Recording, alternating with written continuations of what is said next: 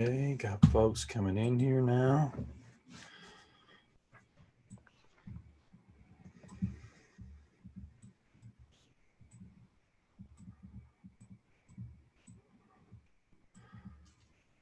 Hello, everyone. Nice to see people. Give folks a few minutes here to kind of get logged in, up and running.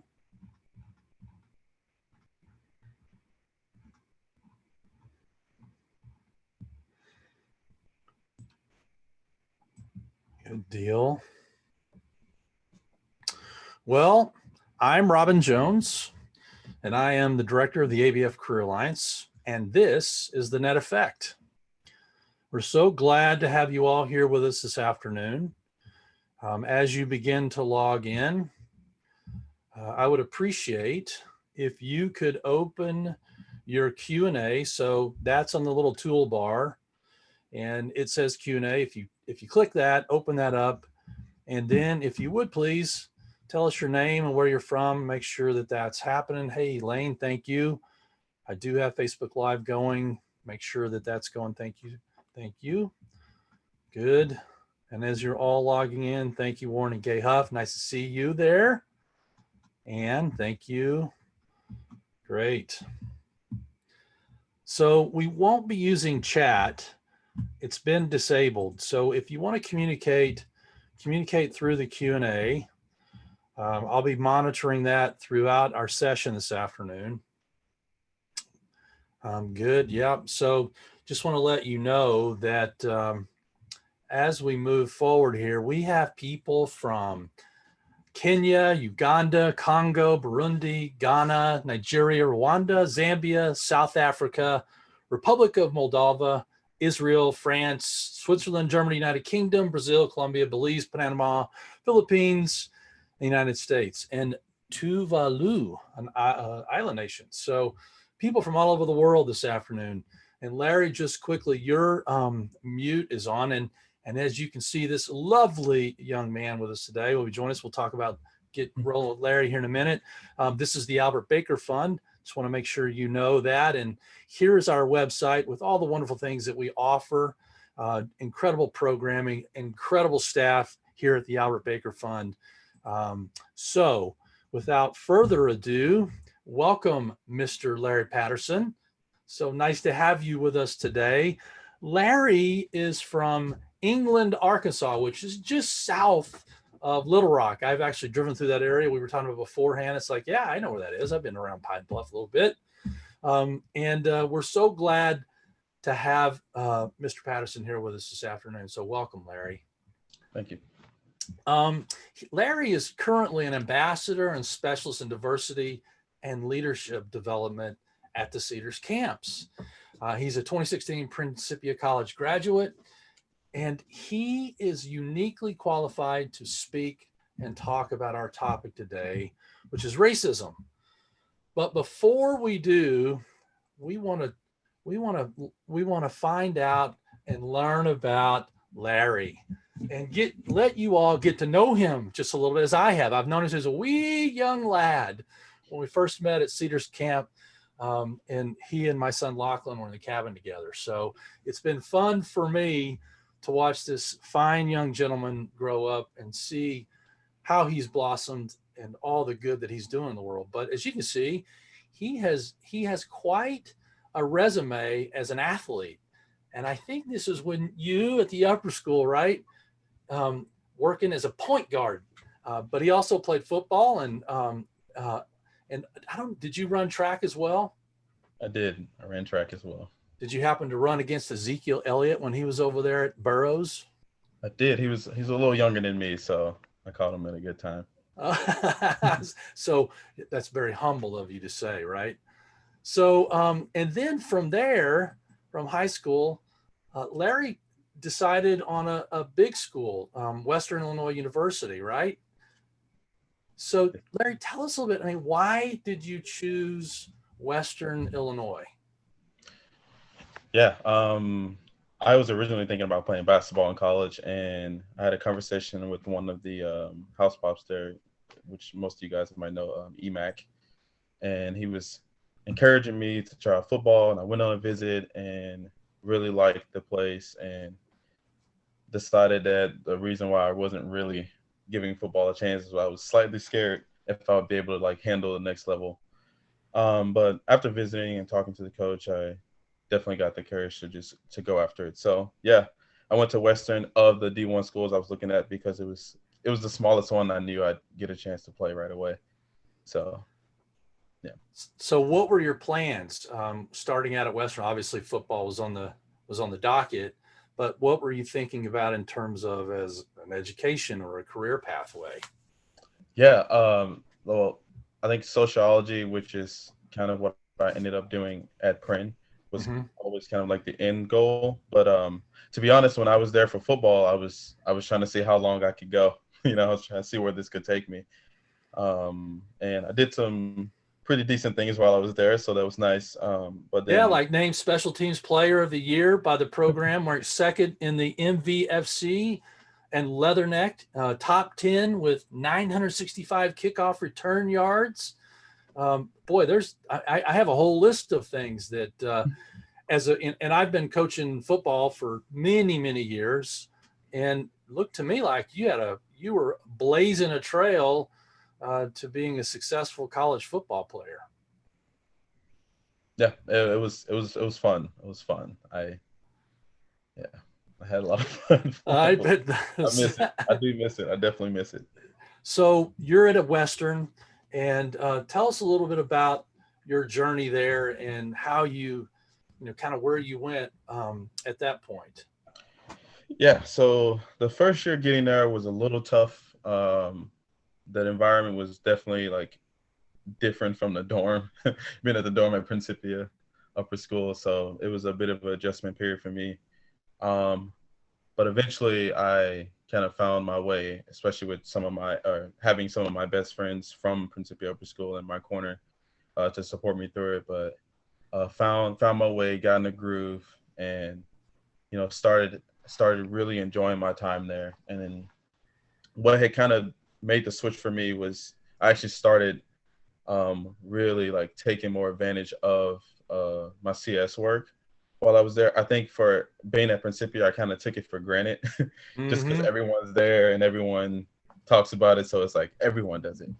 But it was kind of like a case of like, if I don't do it, no one's going to do it. And so I had to really like actually put the work in myself, which made it way more meaningful and way more significant in my life. And so after that happened, it really actually turned around school, sports, everything for me, and started having a great year.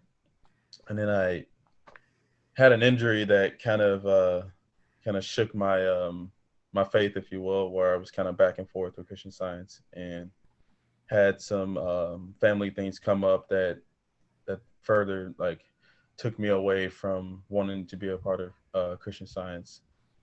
And I was struggling with that for a while, which ended up in me leaving Western Illinois, and eventually found my way to Principia, which definitely helped me get back into the the Christian Science aspect of life, and helped a lot meeting a lot of people who cared about it as well. Obviously, being at Principia, and just really like changed my experience. But the one thing I will say about Principia that I think was kind of like a hit home point for me was like being a part of the rugby program.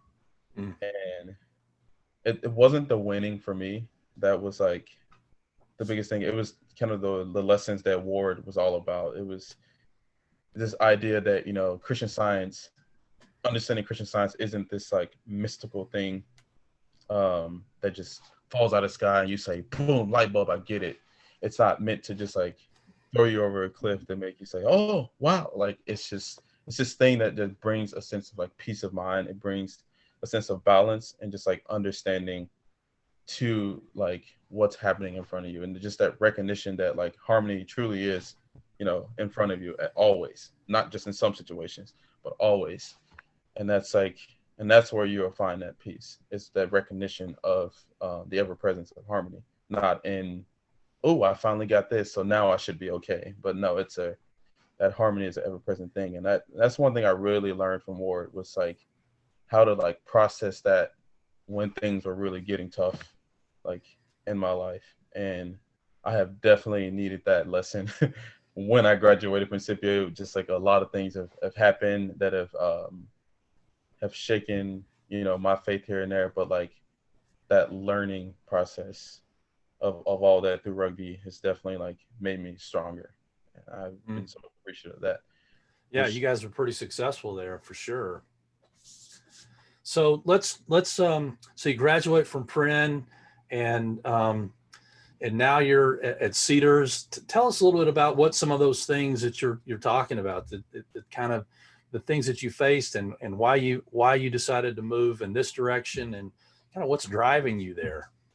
yeah, I've like, and anybody, I know Warren and Gay are on here too, and I think Holly might be present, but they can tell you I've been saying for years that like this is gonna be my last year.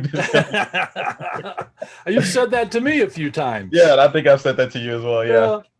but I just truly like enjoy like working with kids and like seeing their process of from that idea of sense to soul, where they continue to like learn how to elevate their thoughts with things in front of them. And I think it's like always been a passion of mine, whether I've called it out loud or not. And I think that's a huge reason why it's always my last year, but I'm always here at the same time. But like, and I, you know, and I told this to Holly in an interview I had with her, but just I don't know if I'm gonna ever be able to work for greater people than those than like, you know, Warren, Gay, and Holly. So like I wanted the opportunity to continue doing that for as long as I could until I found, you know, my thing that I want to do, and I can kind of launch off from there. But I've been learning a lot from those three over the years, and it's been great. And it's just been like being able to like be with kids and help like cultivate them and learning from Gay, Warren, Holly. Like I don't know, that's no reason to leave, I guess. Well, it obviously opened up some really remarkable opportunities for you this year with Yeah, all the things happening, with respect to race relations and the things we read and see in the news, COVID-19. So it really gave you a new opportunity to explore, some of the things that we're going to talk about now, right? yeah, absolutely. So as we look at this and dive right into this topic, I'm interested in learning about what you're thinking and how you move through this place as an African, as a young African American. You've obviously had lots of opportunities to face some of those challenges. So let's dive in. Yeah, So yeah, thinking about when you say, um, be more open to the person in front of you. What do you mean by that? yeah. So I think that that idea like really started for me like taking sociology classes, which is just study of groups, and I think we get in this place as people where it's way more comfortable to see a person and what they're wearing and kind of generalize them and say, oh, that's how they're going to be. I don't want to, you know, it's a lot of assuming that typically happens. And it's like, and it's one of those things like I could dress a certain way, and you know, and I have dressed a certain way, and I've had people look at me thinking that wow, this look at this hood dude in front of me, and then they have a conversation with me, and they're like, oh, wow. So like, you know, I just because I dress a certain way or look a certain way doesn't make me incapable of having a conversation. And so I think when I say more open to the person in front of them, not the person that they think, but the person that's actually in front of them. And so not writing that story in your head just based off the things that you see in front of you, but just that idea of like innocent until proven guilty, you know? Well, I love that idea of innocence. I think that there are folks that of the lighter skinned folk like myself that are maybe a little afraid to have that kind of conversation. So how would you say to start that? What would you say to them to help them think through that and not be afraid?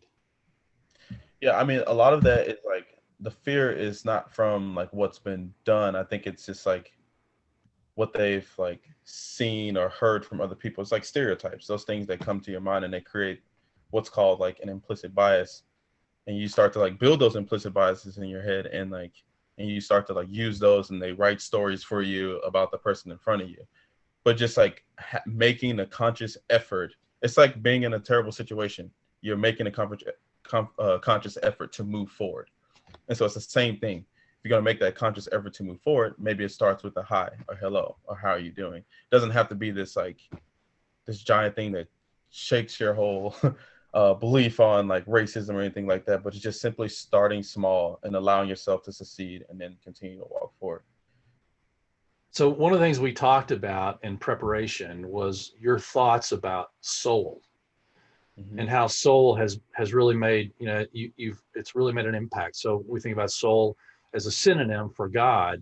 Um, Talk to me about how that's impacted, your daily walk and the things that you do on a daily basis. Yeah. So years ago, I had the opportunity to go to DC with a group of mine from Principia, and we were having this Bible lesson study, and like soul was the lesson for that week. And me and this guy was just really having a great conversation, and he brought up this point that he had heard when he was a lot younger about soul. Someone gave him a definition of it, and the definition that they had given him was soul is a recognition of spirit in your daily walk. And so, like for me, I was just really trying to figure out, okay, the recognition of spirit in my daily walk, you know, what does that mean? What does that look like? And so it kind of forced me to not just like walk past everything, but really pay attention to the people and the things that are in front of me, and truly see like an elevated like version of what may have been seeing throughout those years. And it was just such like that was a revelation for me, just like the recognition of spirit in my daily walk. And I was like, okay, cool. So like I don't have to say that like I can look at a table and I can see stability, foundation, and those kind of things. Like my thought is constantly working on elevating the things that are in front of me. So just so like I said earlier, like if a situation arises in front of you, it's like, okay, my thought is not like, oh, I'm fearful. It's like, okay, how can I elevate this? If I'm truly working to see soul, that daily recognition of spirit in my daily walk, like how can I elevate this situation? And it's kind of the way I try and walk my life now. So Well, I love that's it. And I love the idea of breaking down implicit biases. And how do you see that in your efforts on a daily basis? What does that look like? What do you see that as? How's that manifest itself? yeah. This one is always tough because it's like the thing that it's the thing that you like go to in order to like quote unquote protect yourself or to like avoid something that you Yeah, for think. me, it's always kind of hard to kind of get my fingers around. What does it mean, implicit bias?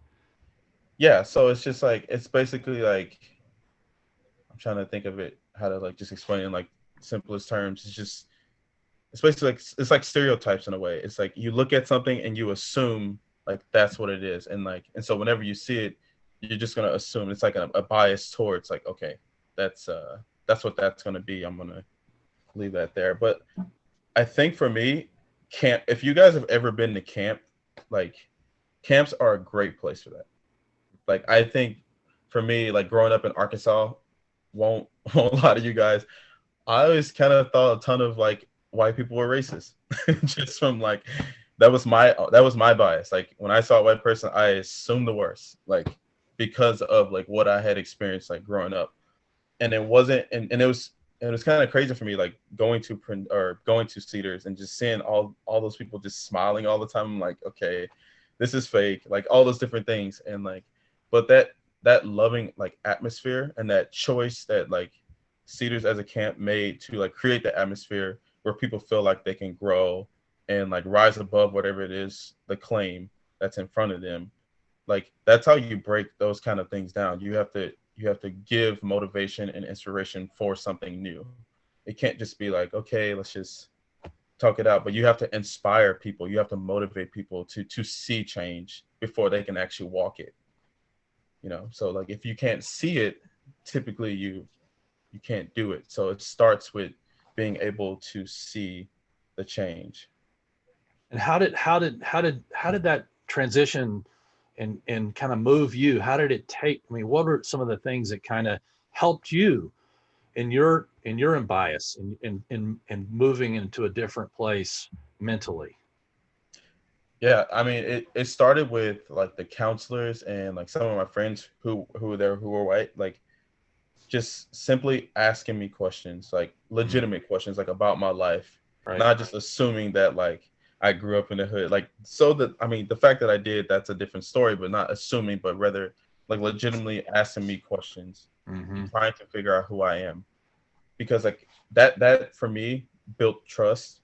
That type of communication that they were giving me, that honest and legitimate communication, built trust um, with me. So, and the idea of building bridges, that's what they did through conversation, through those activities that Gotcha. we had to like work together. Like we built bridges, and like though we may not have been from the same place, the Hmm. bridge that we built allowed us to kind of walk into each other's like space, walk in each other's shoes, to like see how you live and see how I live and that kind of thing, which is like extremely important, especially today. I think we've built a ton of walls and lack a lot of bridges, and I think if we can start there, I think we can make some movement forward. Well, having a conversation where it's honest, right, and Yeah. sincere, and really trying to learn about someone, that's that. How do you break down a bridge? Well, there has to be some honesty and sincerity in that, right, where you're actually care about what's happening. Well, this is the. I love that you put this in here, man. I this whole idea of I don't see color. I do see color, and and I know there are others that feel the same way, but you kind of feel like as a white person you got to say, well, I don't see color. I you have to say that. I have to say that to you, but clearly, I that's not the case. And I grew up in a place like you grew up, where about half and half. And I've always had, I was an athlete, so I've always had friends from the hood. Hmm. So it's just part of my makeup. So yeah, I mean, but I've always felt like I've had to be forced to say I don't see color, and to be colorblind. But frankly, I love some of the folks that have that color. Some of my friends' mom, they come up and grab me and hug me and love me and kiss all over me, and it's like I love that, you know. So from your perspective, what is that? What are you saying to us? Yeah. It's admirable to like what people are trying to do when they say that, or trying to get at when they say that. But on a very real level, it's kind of like it can kind of be offensive. Like I've never like I've it's always like a cringe moment for me when people say that to me, because they say, "Oh, I don't see color," or "I'm colorblind." I'm like, "Hey, like I don't understand that. Like I am clearly a black man. How do you not Right, see a black man in front of you?" right. And it's not. And the thing is, I've said to people this summer, and if you've been at Cedars, you've heard me say this. I've heard other people say this, but like, it's not necessarily about not seeing color. It's more about appreciating Mhm. the differences, appreciating that culture, and that's part of that process that allows us to build those bridges and like tear down those walls. But like, I don't see color. It's you're choosing at that point. You're saying you're choosing not to see me, and that's the whole beauty of soul. Like soul, we all have those makeup of the makeup of those beautiful qualities Mhm. that God has bestowed within us. But like we choose to express them in our own individual way. Mhm. That's the color. That's the soul. So saying I don't see color is choosing not to see, the beauty of the person that's standing in front of you. Mhm. And and they're just so, especially like at a place like Cedar, or just not even just Cedars, but like in the world, like there are so many different cultures within our own country. And it's just like to say I don't see color is just to deny the beauty that our country like truly has. And so I think if we can get away from the idea that I don't see color and more embody the appreciation of that color, the appreciation of those differences, appreciation of that variety that exists within like our community, I think that will also help that process of building that bridge that allows us to walk in each other's shoes and see, how we're living, kind of thing. I like it. I love it, Larry. And I think it's such an honest, sincere and thoughtful approach that is easy to do. It's not difficult to celebrate Larry and I was talking about Thanksgiving at the Patterson house, you know, and how much fun that would be with all those kids and all the things that you do. That's celebrating that good that's there. So what about this term, I'm not a racist? And I've said it, I'll be honest, I've said it. And, but when you put it up here, it's like, interesting. So talk about your perspective on that statement. Yeah. So I said I'm not racist is kind of one of those things that kind of allows us to kind of hang out in the middle. It's not Mm, really like a side, and I'm not saying there's a side you have to choose, but it's not an answer, you mm, know. So I'm looking at this from a perspective of I'm not racist versus I'm anti-racist. mm, So when something bad happens from like a racial standpoint, and I'm not a racist person, their mindset is like, oh, I would never treat them like that, so I'm good.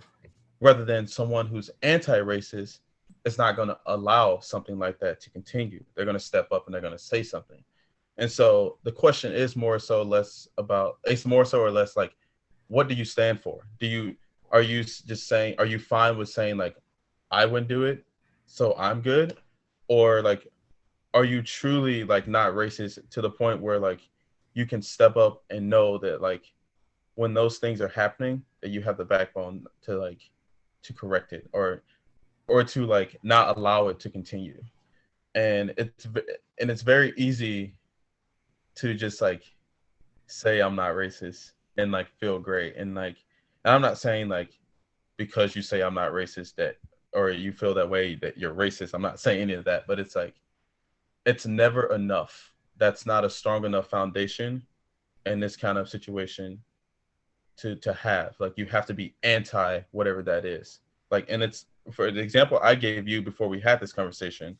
It A clear example for me was if I saw a guy emotionally abusing a girl, and my thought is just like, well, I never treat her like that, so I'm a good man, and I feel good about myself, and I get to walk away. Rather than what I would actually do is I would step up and say something and not allow it to continue.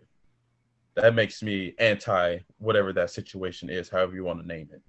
And I think that's what we need more of, less being on the fence and more of like, if you are against it, then be against it. Don't allow it to continue. So just like fear in your life, if you are against fear, you're not going to say, oh, well, I'm not fearful in this situation. Like that's going to allow yourself to be fearful in other situations.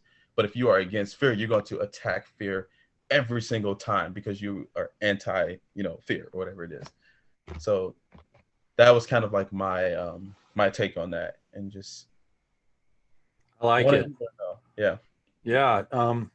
So talk to us about the Messiah effect. One of the things that Larry and I wanted to do for everyone was to move this into a higher level of thinking so we could actually start to see some of those things of, where we can find healing and find growth and find a sense of peace and harmony.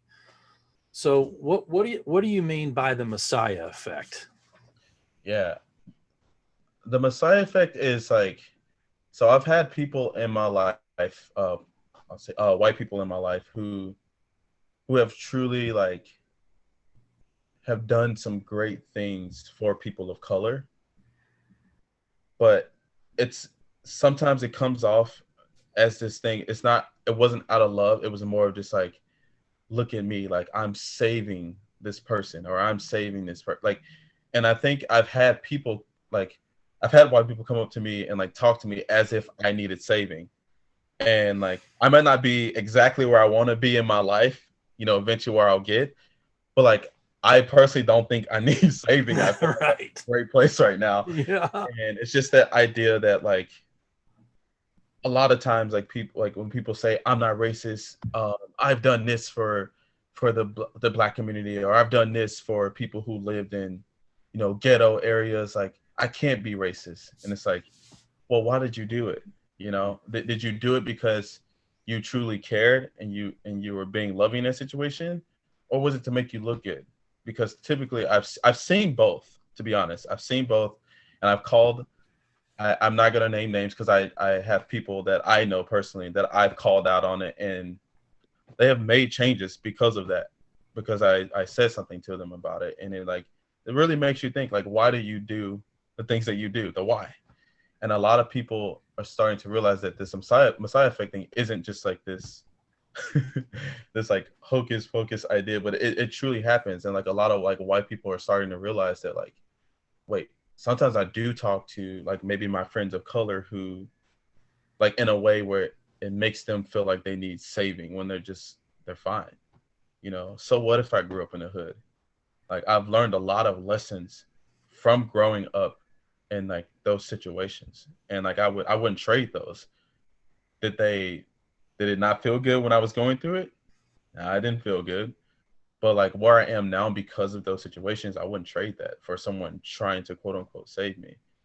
Not every person of color needs saving. And I think, and if you think that when you're having that conversation and you're actually coming from that perspective, and if you think that people of color can't feel that, oh, we know right away. It's in the language, it's in the tone, that like people know right away, and it gets very uncomfortable.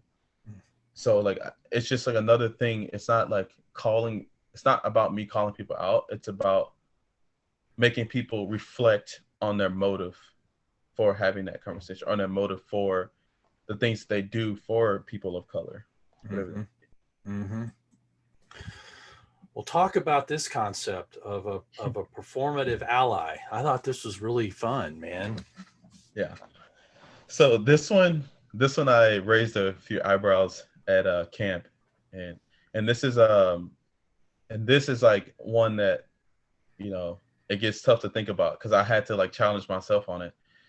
But performative allyship, I'll just give a broad definition. But performative allyship is basically when you're basically using a situation that a minority group or a group that's being oppressed, you're using that situation for your own gain rather than like an actual like significant like I guess forward movement in a process. So like for example, someone who's my, let's say I have a bunch of friends who's been through this, but like let's say that I am like I'm going through what I'm going through right now, dealing with race, something like that. And then you have your friend who like doesn't reach out to you or doesn't say anything and like check on you, maybe post one thing on Instagram, but haven't done anything to show that like, hey, I'm standing next to you, like I'm here. And then they might send you a text like later on. It's just like it's very not like supportive. It's just like I need to check this box off. It's a checkbox mentality. Got it. Versus an ally, someone who knows they're gonna be there. They're gonna mess up at times. They're gonna try and correct it. They're gonna continue to love. They're gonna continue to support. Like someone who really wants to get it right. And one of the things that I brought up that I've seen not only in my own life, but I've seen it happen indirectly, but the idea of prayer as a performative, ally. And thinking of this topic now on racism, I've had a bunch of people come up to me and just like, I'm really struggling on how to pray about this, and I was just like, got a little edgy, and I was like, why? It's like, why do you want me to help you to like pray about this? Is it because you can check that box off and say, well, I prayed about this, I did my part? Or are you truly praying for guidance on how to step forward? And I was saying to them, like, for me, prayer has always and forever will be inspiration and guidance on how to step forward. So it's not meant for me to step back and just like wait. Like waiting on God involves movement. It's serving God. That's how you wait on God. You serve God, and it has to be movement in that. You can't just sit still. And so if you're asking on how to pray just to say that, well, I pray about it every day, like it's not enough, because that is not, like, prayer is so much more than that. It is meant to inspire, it's meant to motivate, it's meant to guide on how to step forward. So if you're asking me on how to pray about it, and like I've said to you, Robin, like if you ask me on how to pray about this, like you better be ready for the answer you're going to get, because you will get an answer. And that answer is going to involve movement, because prayer is alive, just like Christian Science. Like it's not something that's stagnant, it's alive, it's constantly moving, it's constantly breathing. It is the love that we share and all those different things. So it's like, if you're going to ask about how to pray, you better be ready for that guidance, because it's going to come.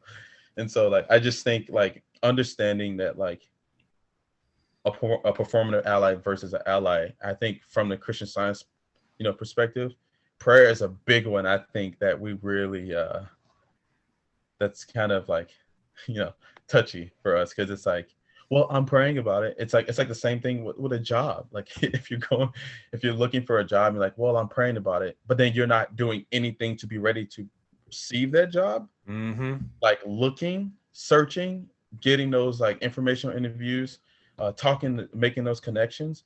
If you're not doing any of that, that waiting, that serving, then like that blessing is going to come, but you're not going to be able to recognize it, because you haven't done the things that have set yourself up to see it and to receive it. Well, that's why I love your point here of willingness to get on your knees. My dad used to say that to me. He says, son, sometimes you just got to get on your knees. It's that activity that you're talking about. It's that movement. It's going forward and expressing that humility. But tell us about the lend it to spend it. Yeah. So I had a couple of friends in the beginning, and one, I won't name the names, but one, like just from a heartfelt place, told me that they had dealt with this idea of being racist when they were younger. They did it, they expressed it, they said all types of things, and was just really feeling bad and didn't know what to do or like how to move forward, and was trying to figure out how to pray about it. And the first thing I said was thank you. Like, because I think the honesty in that moment was just so pure and like heartfelt. I was just like, wow, they just said that to me, as a Black man. Like, I know that couldn't have been easy, especially as one of their friends. Like, that couldn't have been easy. So I started off with a thank you, and then they kept talking about like not knowing what to do. And I was telling them, like, first of all, gave them the whole spiel on the prayer that I just did with performative allyship versus allyship, and just letting them know that like when you pray, you will receive an answer, and you have to be ready to move. But the thing is, it's like when you pray, you're getting that guidance, and at that point, you know exactly is what you have to give. So when you know what you have to give, you can lend it, spend it. And so in those moments, like when we're praying, we're trying to figure out what can we do, what can we give, and that's where prayer steps in. That's where prayer allows us to receive that guidance. But once you get that prayer, you have to lend it, spend it. It is a gift. It is a divine message on how to move forward. Because a lot of that's like that with anything. Like once you figure out who you are and like what you really care about, what you're passionate about. Like for me on like this issue of diversity, like I'm at the point where I can just I can lend it, spend it, because I know exactly what I have to give. And like mine's not going to look like yours on this topic of racism. Like this for me has been my version of a protest. It's like me trying to educate people on little things on how to move forward. Like I might not always be out there like walking, have a sign and things like that, and I commend those people that do. What I am doing is this is like how this is my lend it, spend it. I have a lot of passion for wanting to build these bridges to connect the world, and I won't get tired doing this, because this is like what I want to do. This is my passion. So I'm going to lend it, spend it for as long as God allows. And that's what you have to ask yourself in this situation. And it may not be you're out protesting. It could just simply going to your family and having these conversations. And that's how you get to lend it, spend it, and being able to like comfortably and safely have these conversations on how to move forward as a family. And then you can do that as a family, and your example may inspire your community. But it's not going to be the same as mine, but we all have something to lend and spend. And that's where prayer comes in. It allows us to figure that out, and then we do it. Well, your thoughts about diversity and inclusion are so genuine and appreciated. And you brought this quote out, and talk to us about why this is so meaningful to you, what this means to you. Yeah. So like I told you, I had the opportunity to go to this seminar where this lady, Emily Galinsky, was talking, and she was talking about camps specifically, which I work for Cedar, so this was great. And she says it's not about adding people after the fact; it's about planning for differences up front. Hmm. And I just thought that was like the greatest thing I had ever heard. It was like a light bulb for me. And like at camp, and we have all these. We have. I'm speaking to Cedars. Like we have these international students, and it's great. We have Black community there. It's great. Latina, Hispanic. We have this giant community of just diversity, but like it was forcing me to look at the things in place and like ask myself like, okay, so we have this, but have we prepared ourselves to have this? And Cedars for me has always done such a great job, even if things hadn't been in place, to like really working on trying to like get those things in place. So for example, this summer, um, we've had Black girls who've come to camp, and Black girls' hair is different than a white girl's hair, and it can't be done the same, and that's been an issue for years. And the first time I had a counselor text me, and she was just like, "Hey, this is a white girl," and she's like, "Hey, we don't have anything in place, and I know nothing about like doing Black girls' hair. Like, can you help me?" And so I set her up with one of the Black counselors who had created a video on how to like go about that process. So for me, like that idea of it's not about adding people after the fact; it's about planning for differences up front. Gotcha. Like, it's like, wow. So we're planning up front for those campers. So when they get there, they're going to be taken care of. We are prepared for that different culture of, hair doing and things like that. Like we're preparing up front.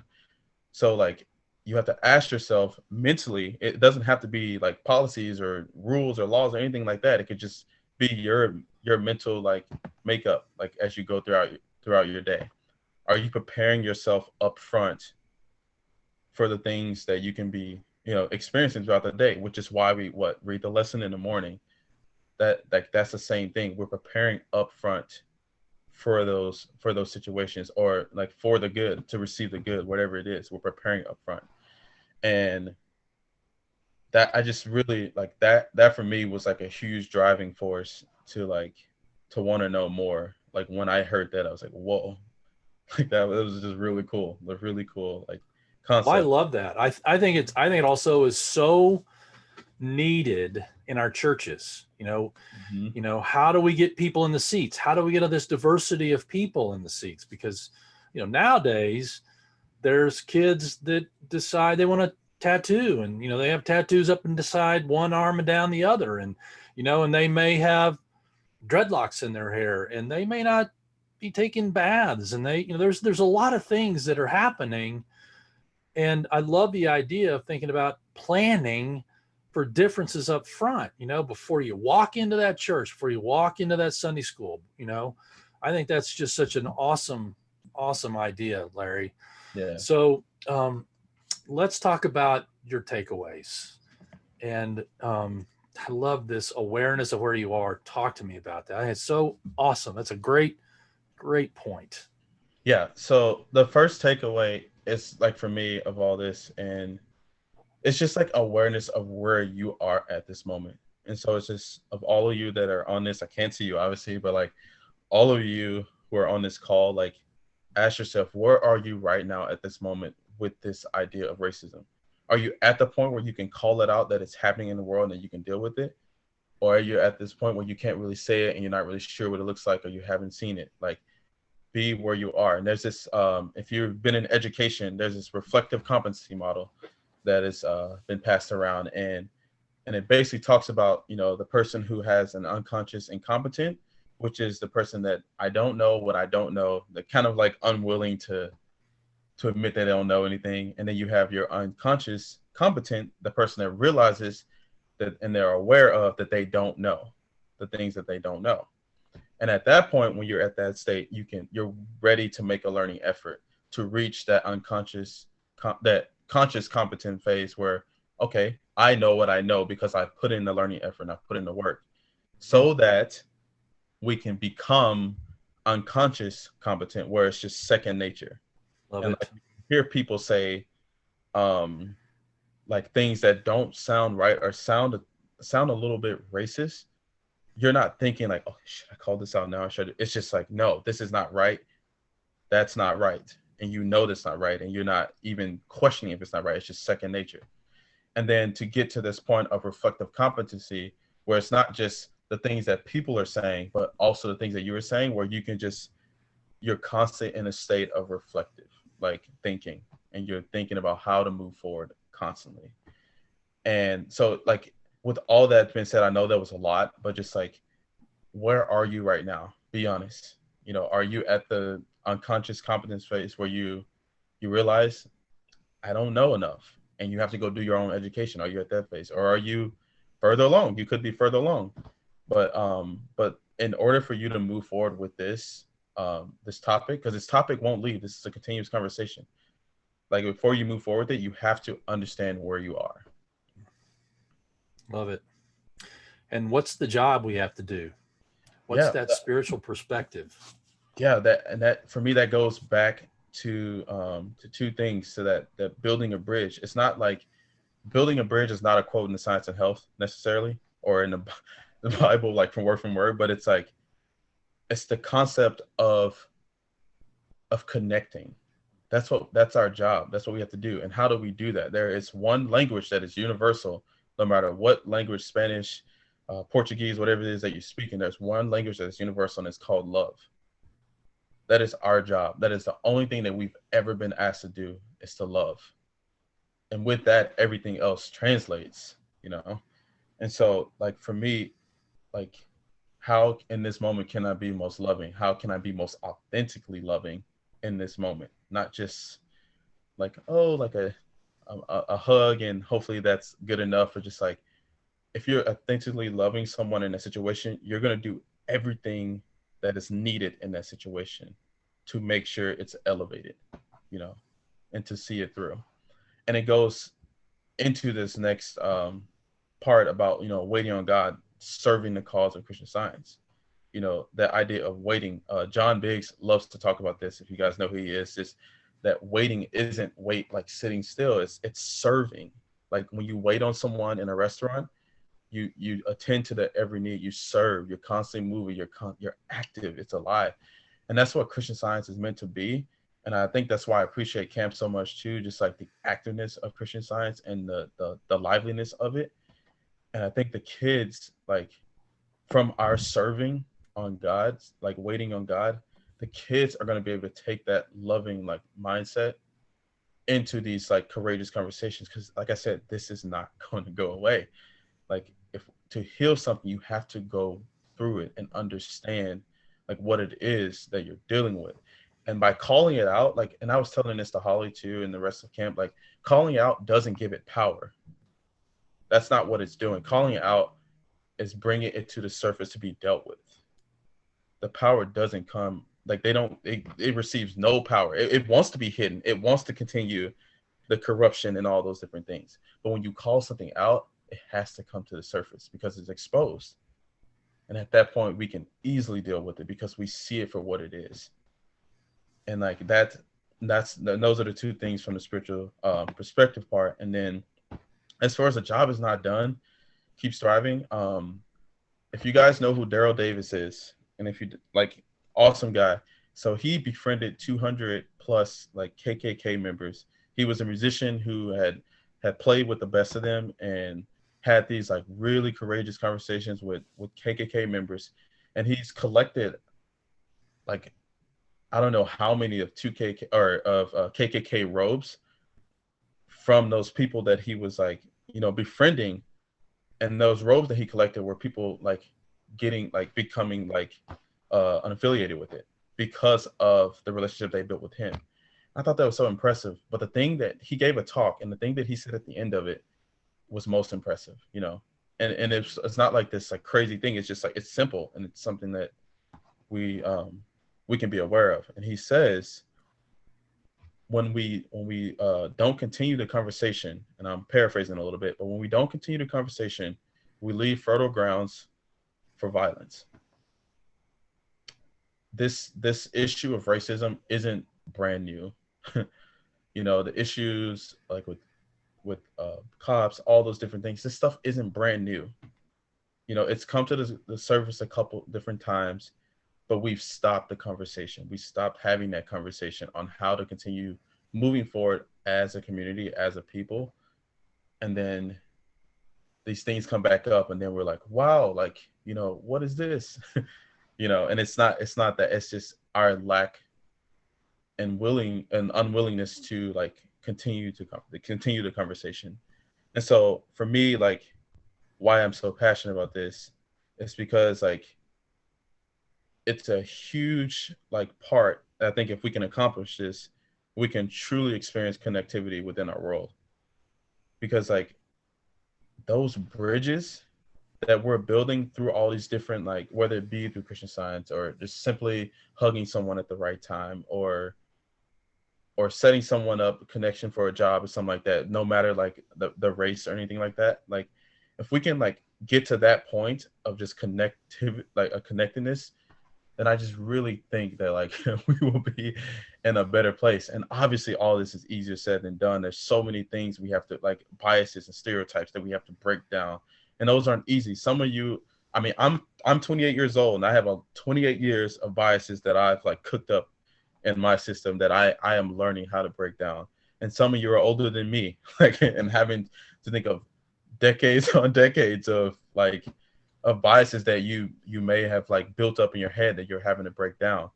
But like this work, like me being here and you being here and willing to listen to me and have this connection and conversation with me, like this is part of that process. We are building a bridge. Is the bridge built yet? No, but we have started that process of building a bridge, and for that, like we're connected, which is great. So now we have a project together. So I want you guys to start thinking about, okay, so if Larry's working on this part of the bridge, how can I work? Like, what do I have to give to that bridge that I can build a strong bridge that not only me and you can walk through, but like I can bring people along with me, that it can withstand that because it's so strong. And that's like, and for me, that's like that's going to be my life's work. I'm saying it now out loud so you guys know, but that, I mean, that's been my life's work, to be honest. Like that's why I've been at CedarS, like just building bridges with families and kids, and just like really getting to see the beauty that's in the world. And the world doesn't look like me, it looks like us, and we have to remember that it's not just me. There's a us in this world. And I'm just, again, before we move on to this next, I'm just like extremely grateful that you guys are willing to like walk alongside me throughout this call and conversation to start to build these bridges that the world so needs.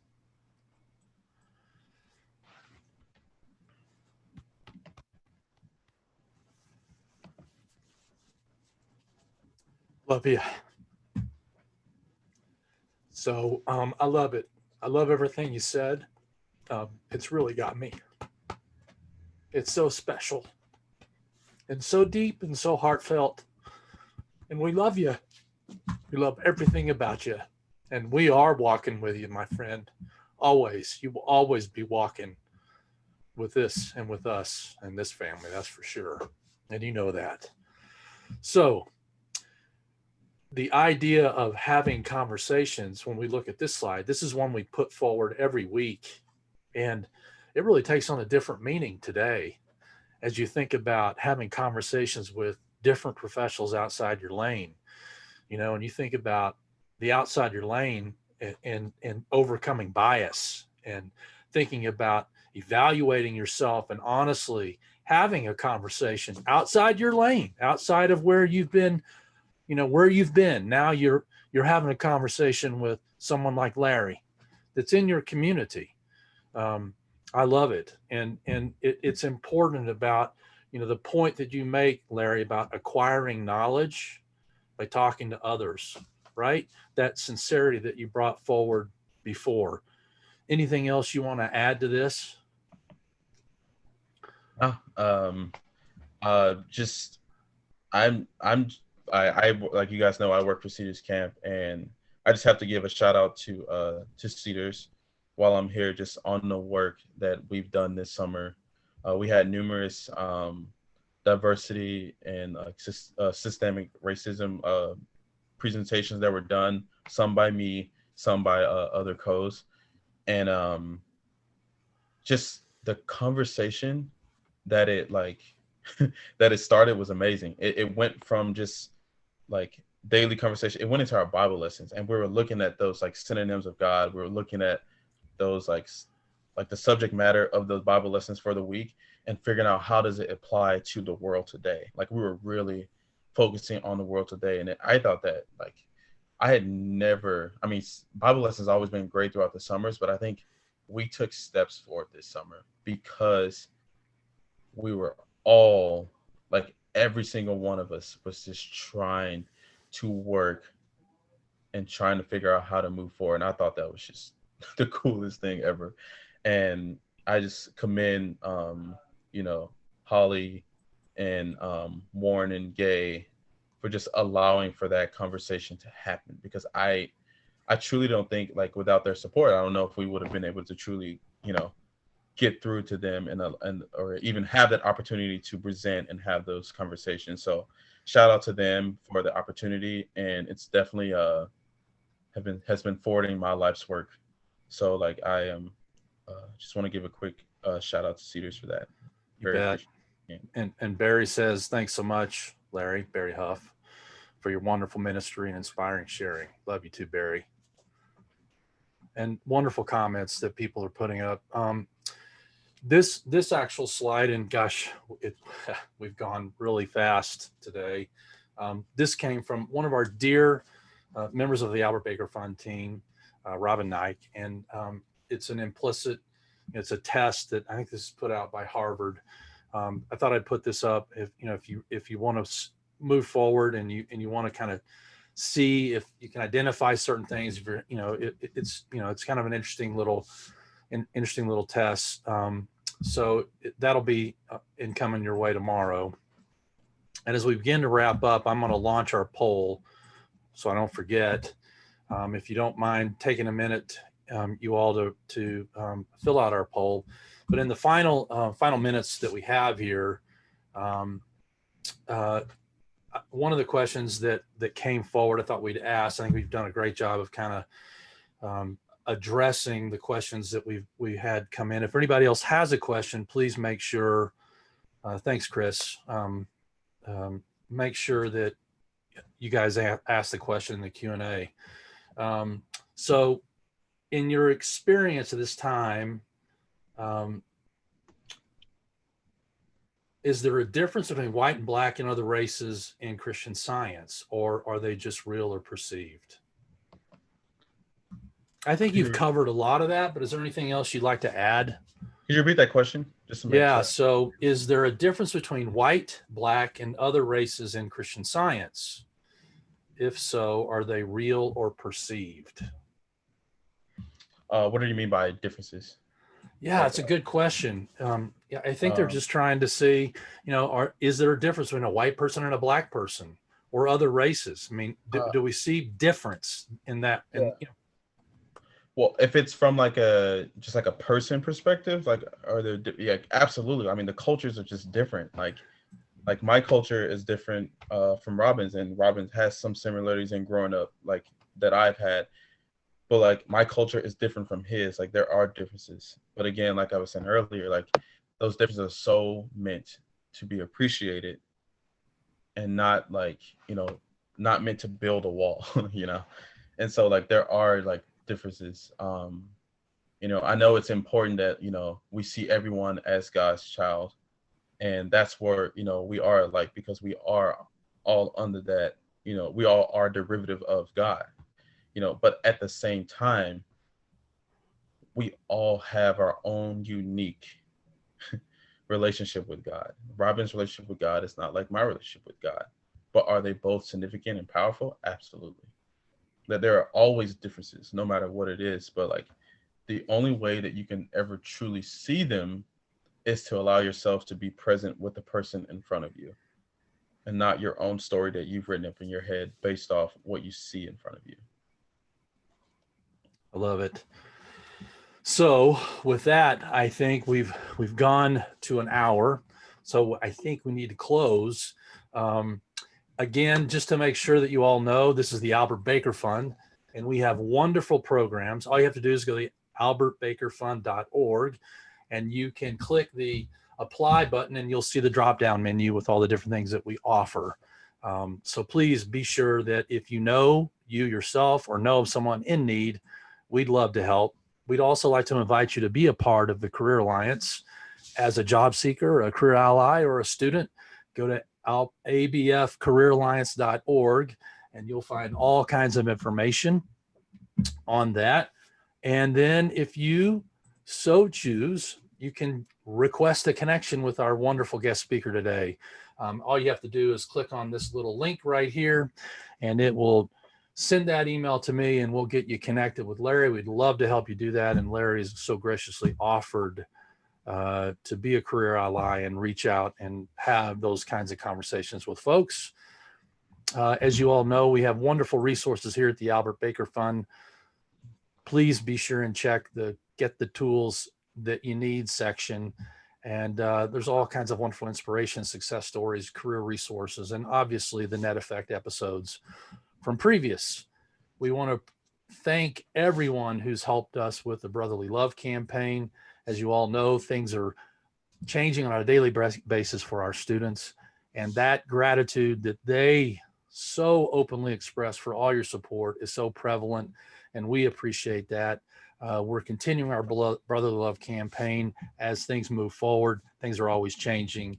So again, if you have any questions about that, check out the Brotherly Love campaign, and follow us on at the Albert Baker Fund for Facebook, at Twitter and Instagram, and on LinkedIn.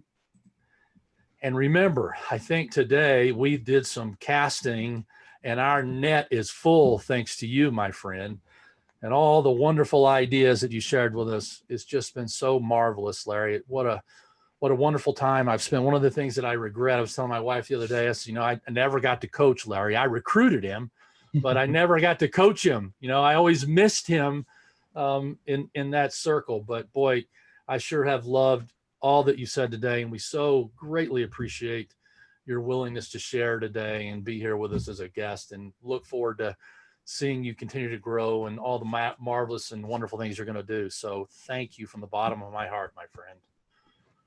And I just have to say thank you for the opportunity. Oh, you're so welcome. Yep.